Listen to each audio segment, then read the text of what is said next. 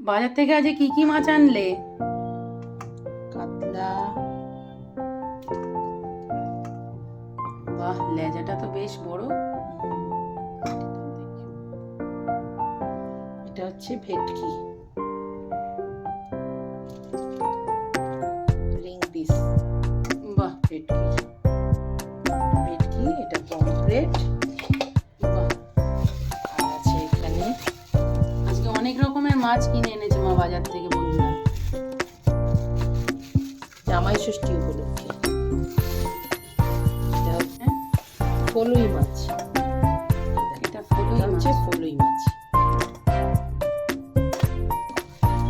হচ্ছে দেশি ট্যাংরা। এগুলো কি? মাছের মুড়ো, মাছের তেল, বাহ, মাছটা একদম ফ্রেশ পেয়েছো না আজকে? একদম ফ্রেশ। পুরোটা কেটেই দিয়েছে এবার শুধু রান্না হওয়ার অপেক্ষায়। একদম। চলো আজকে এইটুকুই, দেখা হচ্ছে আবার অন্য কোনো ব্লগে।